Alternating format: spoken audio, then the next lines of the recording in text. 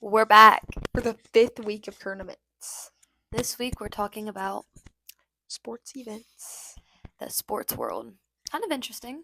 Kind of. First up, we have college basketball, the Atlantic Sun men's basketball tournament. The tournament actually begins today, featuring the top 10 teams in the conference. The opening games include Austin, PA versus North Florida, and then Stetson versus Central Arkansas. And better yet, women's basketball. Facts. Number 10 seed TCU clinched their first Big 12 regular season championship by defeating Baylor 51-48 on Sunday evening in Waco.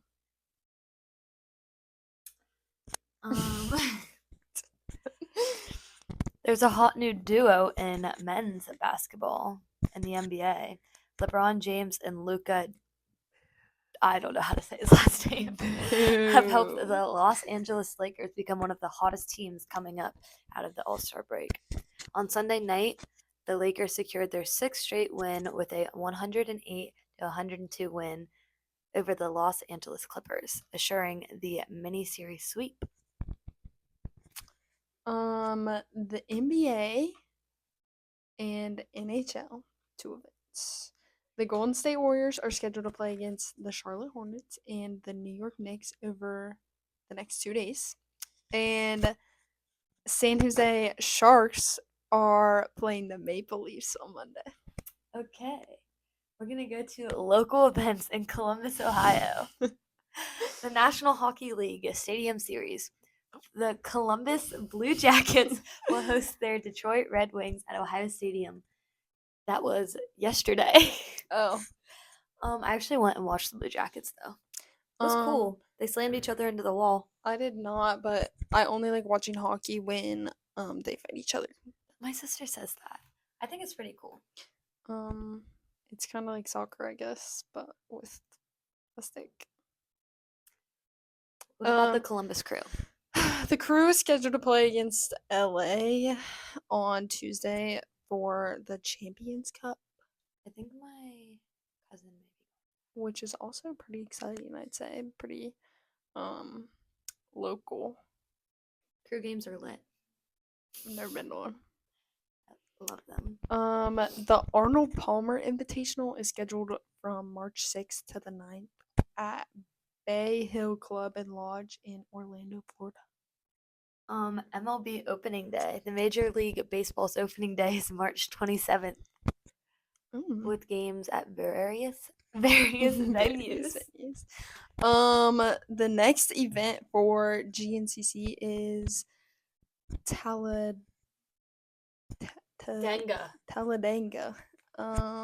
for the 8th and 9th of March. It's in Alabama. Yes, it is. And Indianapolis, Indiana is hosting the AMA Supercross on March 8th this year, obviously. But now we're going to talk about a little closer. Rosecrans. What happened there? Played Central Catholic at OU Eastern. Mm-hmm. It was an interesting game. We took a hard L, but we got the title of what, runner-up, district champs, something like that. Next is Maysville versus New Lex, though, and personally, I want New Lex to win, just because I'm a Gator hater. His Gator. Gator Nichols. Oh. Yeah.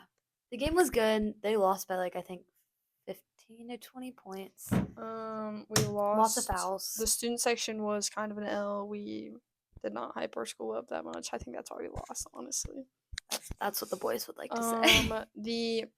Central Catholic had, I think 30 rebounds over us.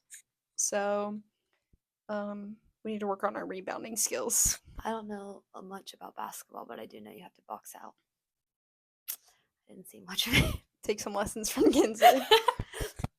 $20. But I think that's all for our current sporting events. Well, it was fun. Bye. Peace. Hey. Hey. Hey. This is Rat Chat, and today we're talking about pop culture featuring. Ash Wednesday. Yup, Yay. yup. Ash Wednesday. Yeah. Okay. So, first story is Dolly Parton's husband, Carl Thomas Dean, passed away at the age of 82. So sad. So sad. Yeah. They were married for 69 years. That's crazy. You don't see him often because he's a pretty private guy, but Yeah. supposedly they have a really good marriage, so Yeah, it's really sad. It's really sad. So Anyway, in other news, Liz Gillies, who you probably know from her role as Jade on Victorious on Nickelodeon, and Milo Manheim, who played Zed in Zombies. Can't say I love that movie, but a lot of people like him. they're good. Yeah. They're fun. And anyways, so they are co-starring in an off-Broadway production of Little Shop of Horrors. Oh, and everybody's really wow. excited about it. Yes. All the Broadway people, all the Nickelodeon people, all the Disney people, is like everybody's like, yes. So excited to see it. So yeah. Wow. Yeah. Hopefully it goes on to Broadway. Yeah, for real. We'll see. Anyway. And also a 5th Shrek movie has been announced. And people are excited that Zendaya is gonna be Shrek's daughter. But aside from that, there was like a little preview that DreamWorks put out, and everybody's like, "What is this?" Yeah, because the animation is totally different and nobody likes it. I think that the But they have animation. time to change it. I don't think it's 100% different. I think the problem is they changed his face slightly, like the eyes. Yeah, I it's a saw a little video where they different. compared his eyes Yeah. in like the original and then his eyes in the other one, and they're Yeah. like more separated in the second one, so it makes just it not look right. very different. And Zendaya's character is like, what? It's not even. It's just. It's not right. No. So anyway, they have time to fix it, and I think they will. But yeah. Okay. Yeah. Next, Nara Smith, my queen. She is a famous influencer slash model slash mother, and she has just come out with a new Erewhon smoothie. It's called Wellness from Scratch, which like goes into her like whole brand because she makes everything that she consumes from scratch, and also other things like sunscreen. And the smoothie is made with probiotics, collagen, banana, mango, lemon, and more, and it cost $23 for 20 ounces. Right. Classic Erewhon. And she has stated in the comments of one of her Instagram posts that she will soon be making it from scratch in her home, so everyone can learn how to make it, so you don't have to buy it. Yay. Yeah. Good.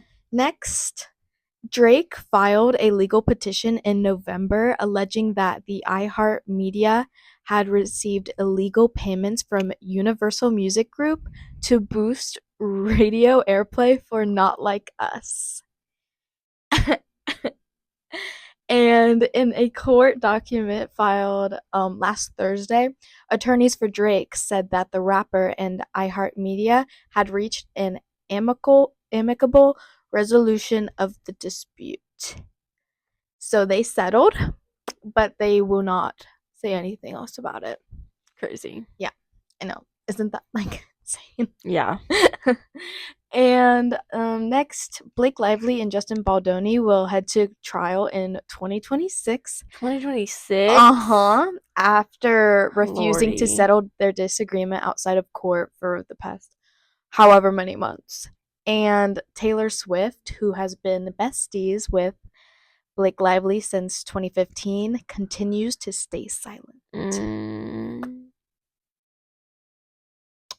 If that tells you anything, I don't know what else does. Fake. No, I'm kidding. We got our sources from Today, Instagram via Nara Smith, Playbill.com, NBC News, and Fox News. Yeah. So also, I got Thanks. the Shrek thing off Instagram too. Oh yeah. Okay. So wherever you can find that, I don't know, probably on DreamWorks Instagram or something. I don't know. Probably. But anyway, Bye. bye.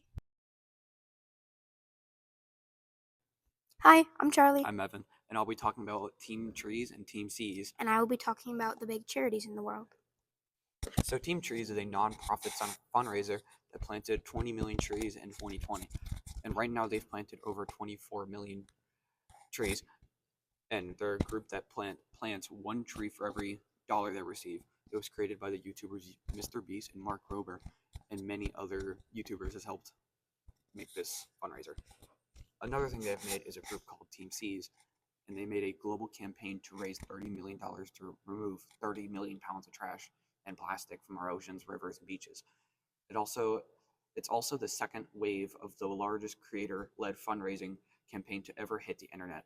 Right now, they've removed over 34 million pounds of trash. Quite impressive, if I do say. Anyways, when natural or man-made disasters are in the news, the top 100 charities in the world come to the rescue. They are all wanting to help, which is very nice of them. After Hurricane Helen hit in September, 75-year-old Director Relief, ranked number 5, sent drugs and healthcare to support the hard-hitting areas. World Central Kitchen, founded in 2010, and the youngest charity in the 100 charity list, served hot meals and fresh water to everybody there. A full quarter of the top 100 report at least some disaster relief activities somewhere in the world. Together, the top 100 nation charities received nearly $64 billion in private donations in their most recent report and fiscal year, a 4% annual increase that bested the 2% increase in all charities given the amount of countries' 2 million nonprofits. According to the Given USA Foundation, underscoring the clout of brand names in the non-for-profit sector, Indeed's gifts to the Forbes 100 alone amounted to 1/9 of all charitable giving. The cutoff for this year's list was number 100 was 194 million in donation, up from 186 in 2023. Well, that's all I have. I'm Charlie, I'm Evan. and thank you for talking to us today. Hi, I'm Ella. And I'm Savannah. And this week we have good news. Oh, I'm an idiot. Oh. Okay. Okay. Can you stop laughing? Okay, so at the Cleveland Clinic Children's Hospital, there's a 10-year-old girl waiting for a heart transplant, and she missed out on her school's father-daughter dance. So the staff recreated the magic in the hospital. Ava Cooper was born in 2014 with several heart defects and had her first open heart surgery when she was 6 days old. Later, a sinus infection escalated, pushing her into heart failure, and she was put on the transplant list. Recently, she has spent more than 200 days at the Cleveland Clinic Children's Hospital in Ohio, waiting for a donor heart. Every February, Ava would look forward to attending a beloved father-daughter dance at school, but missed it this year. So on February 12th, the hospital decorated a room and turned it into a dance hall. I can't read. Courageous in hand. Her dad, Sean, was waiting for Ava outside her room to take her to the ball. So sweet. Good job. Okay, my favorite. A sprightly senior who says she loves to dance and party told her caregivers that she wanted to hold a rave to celebrate her 105th birthday. So last Tuesday, Hilda Jackson swapped her walker for glow sticks and UV paint as the DJ descended on the Holbrook Hall care home in Derbyshire, England. Staff helped organize the bash with fellow residents who enjoyed the open bar and lively dance classics spun from a booth set up in the lounge. Hilda rolled back the years by swaying to disco tunes with friends and family, and tipping a gin and Stop laughing. Sorry. Young at heart, Hilda, who received over 250 cards from well-wishers, including King Charles, said, "I love a party, so I'm going to be raving." Hilda rolled back the years by Looks like she's on swaying her to last disc leg. residents who enjoyed the open bar and lively dance classics spun from a booth set up in the lounge. Hilda rolled back the years by swaying to disco tunes with family, friends and family, and tipping a gin and Stop laughing. Sorry. Young at heart, Hilda, who received over 250 cards from well-wishers, including King Charles, said, "I love a party, so I'm going to be raving." Hilda rolled back the years by Looks like she's on swaying her to last leg. disco disco tunes with friends and family. Oh, I already read that. Sorry. Oh, this is just a quote. "I've enjoyed every minute of my life, which I intend to keep on doing while I can." And this is a picture just taking it the full effect. She's so beautiful. I want to be like her when I'm old. How many seconds? Wait, go back to that article. I've enjoyed every minute. How many minutes are 105 years? We'll look that up later. That's your. Wait, is that where it starts? Oh, right there. Oh wait. That's not the beginning of it. I'm sorry. What do you know what it's about? Okay, so she's gonna read an article about how a cat is going skiing for the first time. Yeah. So actually, I'm not gonna read the article because I have. We can just talk about it. We Yeah, can just talk about There's it. a cat. He has a 37-year-old owner, and they're taking him on a skiing He trip. has a little helmet that's like. Wait, do you have a picture of it? It's so cute. Oh, There sorry. it is. It's right there. A little kitty. You can't exactly like see him, but look how cute he is, and he has like a little tiny helmet. Stop! It's so flipping cute, and he has a little snow vest that's like attached to his owner. Wait, I was reading that. Yeah, his own safety gear in a tiny adventure. Also wore down a jacket. The ski instructor and ski diver. Wait, what did they do? His name's, how do you say that? Thoth. Thoth. Trusts them completely. He trusts the ski instructor and ski diver. Wait, he's going ski diving too. He's not just going skiing. That's so cool. Sorry. They're so cute. I'm taking this Okay. away from What's the next one? you. I like the way I think I did it this feels. wrong. I'm not letting Ella do the articles anymore. Yeah, that might be a good idea. Yeah. So pretty much, this girl needed a kidney transplant, but she couldn't get one. So this kid that she went to prom with gave her one, and yeah, That's sweet, but I'd never do that. we haven't. Yeah, pretty much. Happy I'm gonna Ash have to watch Wednesday. this for 5 minutes on Monday. Bye bye. Happy Ash Wednesday, guys. Stay happy. Welcome to Landon and Bo's podcast. Today's topic is global events. Over the past week, several significant events have occurred around the world. So, President Donald Trump imposed new tariffs on imports from Canada, Mexico, and China. These tariffs led to bad things between the relationships of each country, sparking fears of a global trade war. Financial markets reacted negatively, with major stock indices including declines and concerned about potential disruptors to the global economy. Very cool. Kind of butchered that a little bit, but it's all right. Yeah, no biggie. U.S.-Ukraine relations under strain. A meeting between President Trump and Ukrainian President Volodymyr Zelensky turned continuous, with Trump accusing Zelensky of risking global conflict. This tension has raised questions about the future of the U.S. support for Ukraine and its ongoing conflict with Russia. Yeah. You gotta win the spheres of influence, and then you can control certain countries and certain parts of the world better. Yeah, and Zelensky is not doing a good job at that. I mean, the war's been going on for 4 years, you know. So Sadly. So, legal challenges to U.S. policies are federal courts are issuing rulings blocking parts of President Trump's agenda. One ruling paused a spending freeze on grants and loans, while another blocked an executive order suspending refugee admissions. These decisions highlight ongoing legal disputes over the administrator's policies. That could be a bad thing for people trying to get into America and avoid wars in Israel and Ukraine, just to name a few. Yeah.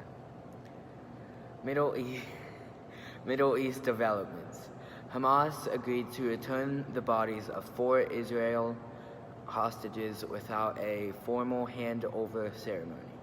This exchange marks the final phase of a ceasefire deal that began on January 19th, aiming to reduce tensions in the region. That's crazy. Yeah, it is. I mean, it's taken over a month to do so, but I'm not gonna it's get so into my sad. own opinion, but pretty fricked up, dude. Excuse my language. And the implementation of new tariffs contributed to increased, that's a big word. Grammarly really didn't, when I ran it through this, it didn't understand my, reading level. So we're just gonna volatility, I believe, in financial markets. The S&P 500 experienced fluctuations reflecting investors' concerns over potential economic slowdowns and rising inflation, okay? Two very different things, I'm sorry. So, that is all. I hope you guys enjoyed this week's podcast. See you next week. God bless, guys. Hi, I'm Caleb, And I'm Carrie. and this is Really Real News. So we all know that the Lenten season is approaching. It's and- here. Oh, well, it is here now. Got the ashes. All right, get out of here. I was gonna show you a And big forehead. with this season, many cultures have several different culinary delights that we use as a reminder and to prepare for this season. From Mexico, capirotada, which is similar to bread pudding, is a treat served by many Mexican families on Fridays during Lent. Though recipes may vary from one family to the next, the traditional sweet and savory ingredients carry rich religious symbols linked to Jesus' crucifixion. Aguas fresca, a drink made with still water, fresh fruits of your choice, sugar, oats, and other cereals, and floral teas, are prepared and served by many families to passerbyers in Oaxaca on Good Friday. Though not solely a Lenten beverage, this Good Friday tradition is an opportunity for Oaxaca families to quench the thirst of Jesus on his way to Jerusalem, just like the Samaritan woman at Jacob's well. By serving a fellow neighbor fresca, friends. They're all Spanish foods. I'm struggling here. Fainska, a soup eaten during Lent and the Holy Week, made with cod and 12 different kinds of beans. That's like a crazy amount of beans. I'm sure it has symbolism, 12 for the 12 apostles or Oh, something. really? Yeah. Which bean you think Judas is? I don't know. What's the evilest bean? It's a really good question. I have no idea. Black eyed peas. No, I love black eyed peas. Doesn't mean they're not evil. I guess that's true. This soup is said to represent Jesus and the 12 apostles at the Last Supper. If you knew that, why didn't you just say it? I did. Okay. Also, so we can't have Catholic news without news of the Pope. The Pope has pneumonia. Very sad time. He was hospitalized. He is 88 years old. His condition remains stable. It's not getting any better, but it's not really getting any worse. He should make a full recovery, hopefully soon. He should be able to attend mass this Sunday, so his condition should be a-okay. They also held a rosary service outside of his room for his health and future health. So that's kind of cool. The support and stuff from the Catholic community up in Rome. Go Lent. What's your favorite frescoes? Now I am. Okay. Hello, welcome to John Podcast. I forgot what week it is. We got weather this week. Local weather. The week of March 9th. With a warmer, we'll be seeing warmer weather next week. Sunday will be partly cloudy with a high of 54. Monday will also be partly cloudy with a high of 64. Tuesday and Wednesday will both reach highs over 70 degrees. They'll drop back down Thursday, Friday, and Saturday back to the 60s. And then finally back to 49 degrees on the following Sunday. Thank you. Muy bien. We're recording this. Hopefully it's the same way. Yeah, I hope so. A large and powerful storm system will continue marching eastward today, bringing heavy rain and severe weather threats to many across the eastern United States, while blizzard conditions rage across the upper Midwest. Wind gusts excess of 50 to 60 miles an hour and large hail will be the primary impacts of thunderstorms, though an isolated tornado cannot be ruled out. Ooh. Can you read the drought part? It's just short, yeah. Moderate droughts have also continued to impact the South. These conditions are expected to continue for a lengthy period. Thank you. You're welcome. John Podcast. John Podcast.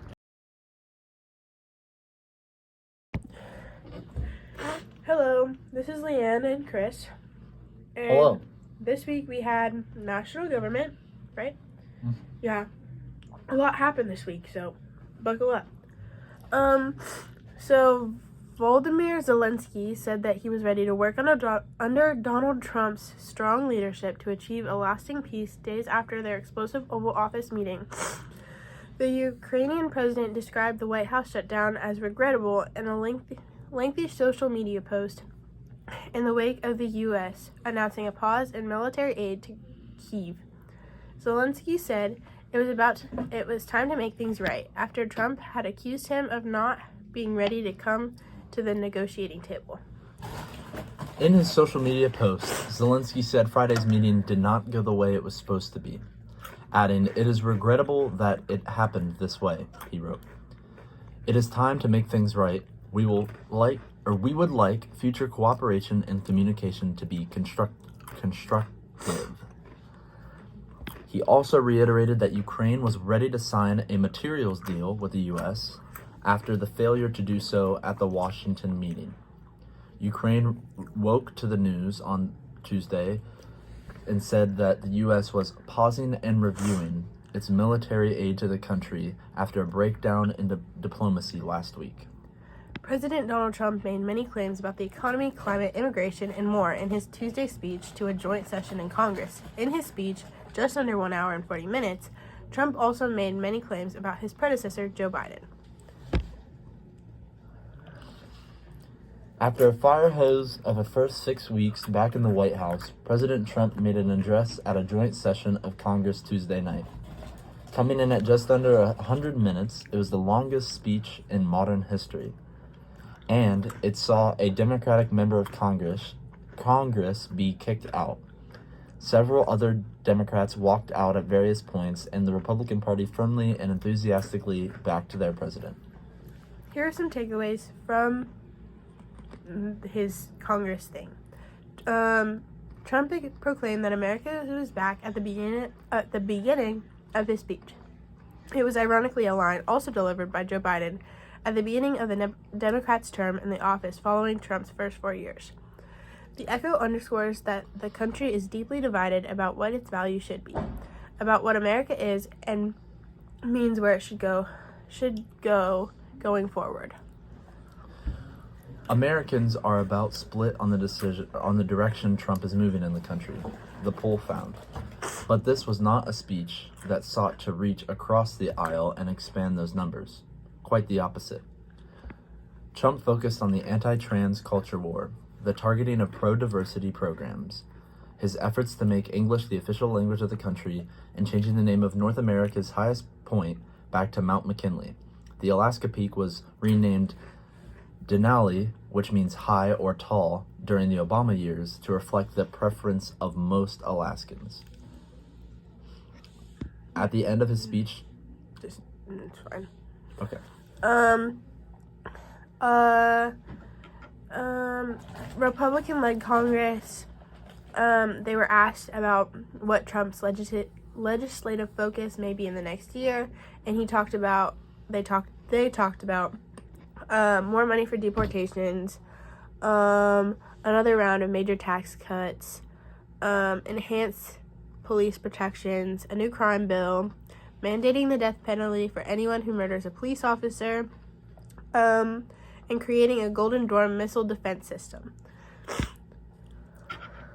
Trump also announced the unveiling of a new executive action naming a wildlife refuge for a girl allegedly killed by immigrants in the U.S. without permanent legal status, and the naming of the 13-year-old cancer survivor as an honorary Secret Service agent. All of this was found from where? BBC News Network. BBC News Network.